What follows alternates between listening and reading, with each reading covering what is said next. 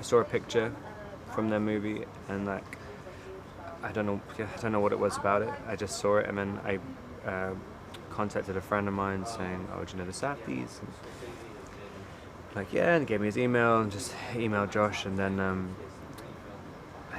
I saw the trailer for their movie, and I was just like, I just know, and then met them, really liked them, and it was just, I basically said in the meeting, I was like, I'll do anything in the movie.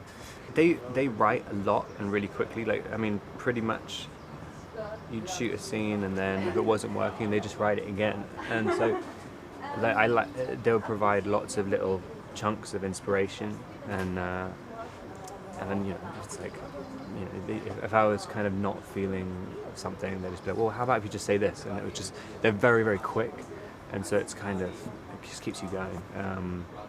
But yeah, I think it's just a long time thinking about it and being enthusiastic about it and kind of letting the character grow, basically. Next? You're incredible, do you understand? Yeah. I'm serious. You think I could have done that without you standing next to me being strong? Are you feeling this? Are you feeling as I'm feeling right now? Yeah, I'm cold. You cold? Yeah. Let's get to Virginia, man.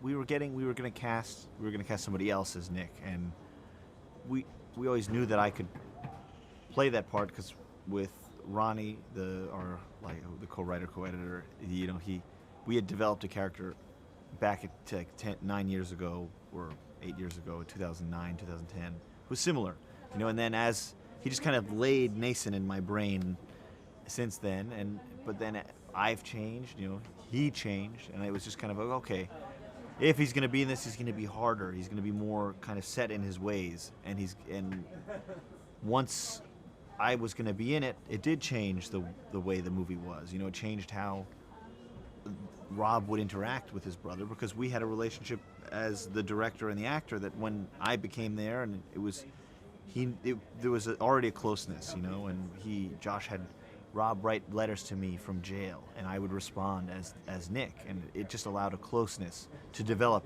between us, and also a distance, you know, there was a complexity that we created. I wanted to investigate this world, and I had a vague conception of who Connie was, and then the more research I did, the more biography I wrote for the character, like the more I knew him, and the more, you know, I visited a lot of jails, I met with a lot of people, I had friends, and I wanted to take a lot of pieces of them, and I have my own concepts, but there was specifically 2 books that were very inspiring to the movie. Is Executioner's Song by Norman Mailer, and then the book that was published while he was writing Executioner's Song, a book called In the Belly of the Beast by Jack Abbott. And they were about 2 criminals. Executioner's Song is about Gary Gilmore, and Belly of the Beast is about Jack Abbott. And they're basically 2 people, and according to society, they're the same, but they couldn't be more different. They have a completely different way of looking at freedom, completely. And one is a romantic, and the other one is a nihilist, basically. Not really, but kind of. So the character really came from that, and episodes of Cops, the TV show. Every day I think about untwisting and untangling these strings I'm in to lead a pure life.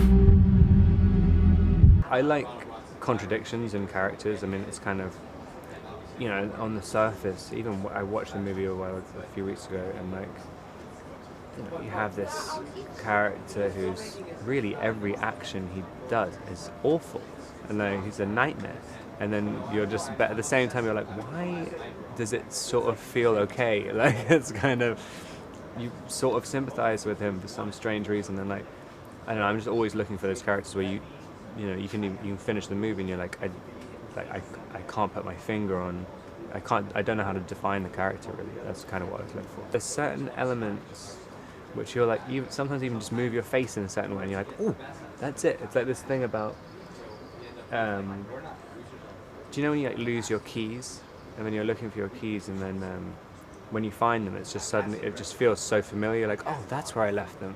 Like, it's kind of like that. Like if you go, oh, I'll put like these glasses on, or like some like weird skin or whatever, and it's suddenly after you experiment with something, it's like, oh, that feels really right.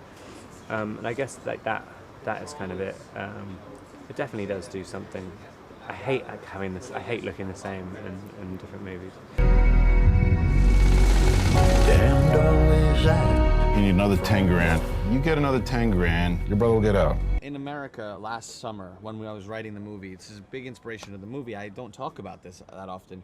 There was a prison break in upstate New York, and then it was two guys, Richard Matt and David Sweat, and the story was incredible. And they were on the run for I think 10 days. Yeah, they were out there for a while. Maybe 2 weeks, 3 weeks. And the New York State released like an official document talking about what they did. I just wanted to know minute by minute what they were doing, because in a situation like that, every moment counts. Every moment counts. And you know, the beauty of, like, you know, someone like me, like, I'm always just trying to beat time. I hate time. So I'm always just trying to, like, and I think now is the ultimate offense to time because it doesn't exist. So I'm like, so I feel like a movie like this, a genre film like this about a crime where you're heightening the element of time was like a perfect, you know, relationship for me. I don't know, and it worked really nicely. And it's interesting because time also, just in the sense of the movie, the running time. We were very strict about it being a certain length. You know, it couldn't be. We wanted to get it to 99, but it couldn't. It had to be 100. We were making good time. Yeah. It's a nice dream.